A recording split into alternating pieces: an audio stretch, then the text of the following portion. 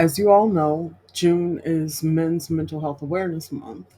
And my goal this month is to make an attempt at tearing away the stigmas that men tend to associate with seeking guidance to address their mental health issues.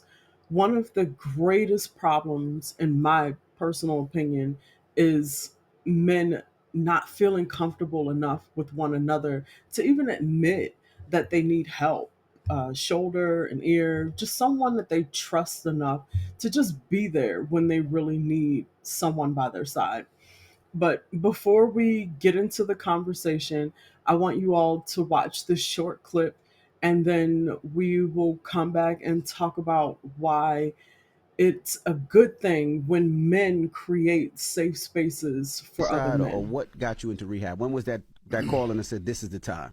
Because I mean, for my whole career, I would see Dro in the club with me every week, and Dro is performing. Dro is at every stage. You were the epitome of an artist because you were out. Yeah. Well, I got tired of the same things, you know what I mean, over and over again, getting high and saying I'm not getting high and repeating the same.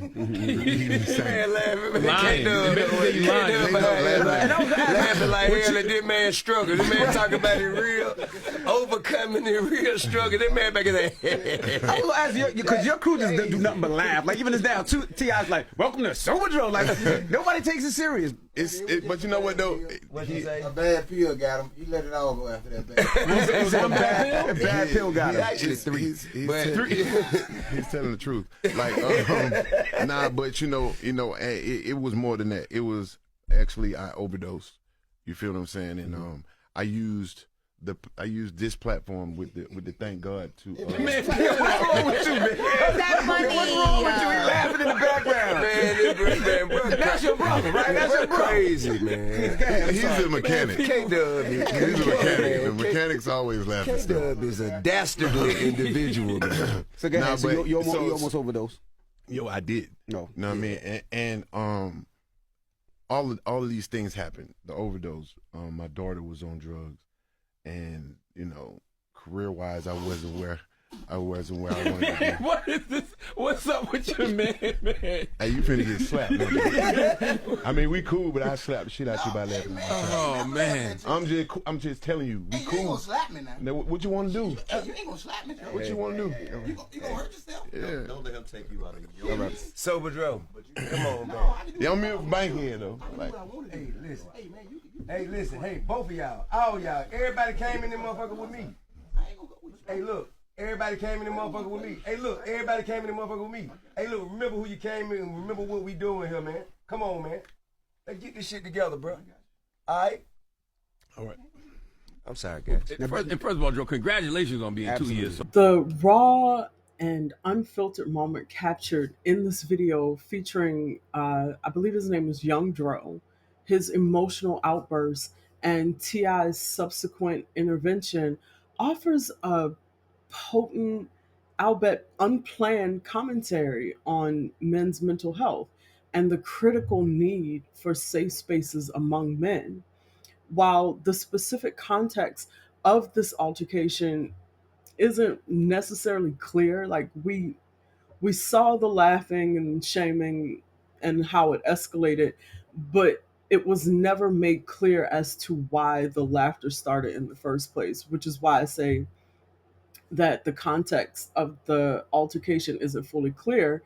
Young Dro's initial sharing about something deeply personal, his struggles with drug use and overdose, and his daughter having addiction issues, sets a poignant stage.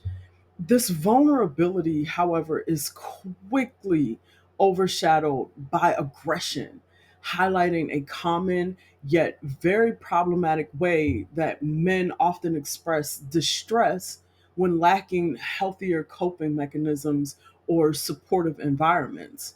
For many men, vulnerability is perceived to be as a weakness, and emotions like anger or aggression tend to end up being the default response to underlying pain, stress, and even trauma. Young Dro's sudden shift from discussing personal hardship to threatening physical violence could be interpreted as a manifestation of unaddressed emotional turmoil that's been bubbling to the surface. It's a stark reminder that beneath aggressive exteriors, there are often very deep, profound struggles that men are conditioned to suppress. T.I.'s role in this incident is particularly noteworthy. His immediate response was not to escalate the problem, but to try to de escalate it, to bring a sense of calm and reason to what could have been a very volatile situation. His words urging everyone to remember why they're there and to get their shit together, while perhaps not explicitly about mental health, it represents an important aspect of creating safe spaces, bringing individuals back to a place of shared purpose and reminding them of the bigger picture. He stepped into a leadership role, not to shame or condemn, but to guide the situation towards a more productive outcome. This is a powerful example of how men can and should show up for one another, not by enabling destructive behavior, but by gently yet firmly steering towards healthier interactions and emotional regulation. During Men's Mental Health Awareness Month, this video serves as a powerful illustration of why fostering safe spaces is paramount. Imagine if instead of an immediate threat, young Dro had felt that he was able to articulate his distress without resorting to the aggression. Imagine if the environment around him was one where such intense emotions could be met with understanding and support rather than laughter and potential confrontation. Safe spaces for men don't necessarily mean formal therapy sessions, though we all know how vital those are too. They can be informal networks, friendships, or even moments like the one T.I. created where the man sets up to diffuse tension and encourage self awareness. It's all about creating environments where, number one, vulnerability is accepted and not judged. Men should feel comfortable sharing their struggles without the fear of being seen as weak or less masculine. Number two, emotions are acknowledged and processed. Instead of bottling things up or lashing out, men need to learn how to identify and express their feelings in a constructive manner. Number three, support and accountability need to coexist. Men support each other through tough times, but also hold each other accountable for presenting healthy behaviors. Uh, you can also add in de escalation skills because these are very valuable. Learning to calm a tense situation the way that T.I. demonstrated in this video is an important skill for peer support.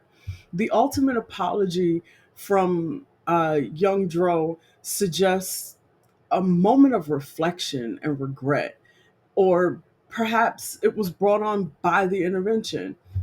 This too is a vital part of mental well being, the capacity for self reflection and taking responsibility for one's actions.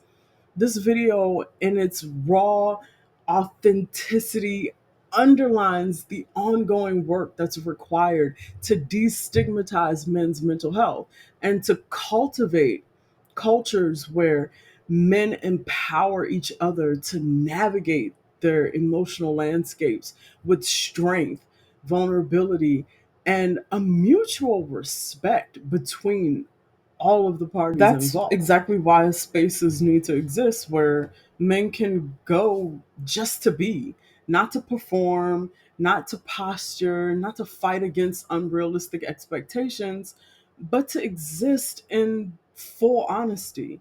Too many men don't have that place. And it's costing not just those men, but society as a whole a lot more than we realize. Society tells men that strength looks like silence, that if you're struggling, you just have to bear it or suck it up. But the truth is, men need each other. They need space where they can talk without shame, be vulnerable without fear, and support each other without all of the judgment. Think about it like this: how often do men open up to their friends beyond surface level conversations? How many times have they wanted to say, bro, I'm drowning? But instead they say, I'm fine. Because no one taught them how to reach out when they need help. This is why brotherhood needs to be intentional.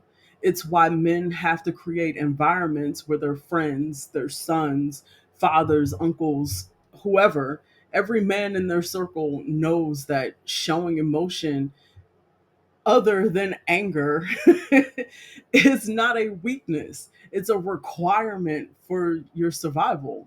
The stigma amount around men opening up, being vulnerable, seeking help, it needs to go because the alternative is completely devastating. The isolation, the suppressed pain, the emotional weight that turns into anger or exhaustion, it breaks people down. But real connection, real support are things that build men up. So, how do you fix this? Men need to start by being the safe space for others that they wish existed for themselves. Instead of brushing off your friend's struggles with, you'll be all right, ask them what's going on. When someone is hesitant to open up, make room for them to do so without the fear of you judging them. And most importantly, learn how to lead by example. Share your own struggles. When men see other men being open, being real, it creates a sort of permission for them to do the same thing. Brotherhood isn't just about having people to back you up when things go wrong. It's about having people to hold you up before things escalate to that level. The question isn't whether men need safe spaces for each other. The question is, are you willing to create them? Because honestly, it is a necessity, it's urgent. So, what do you think? How can you add on to this conversation? Share your thoughts and opinions in the comments. Like, share, subscribe, and I will see you guys in the next one.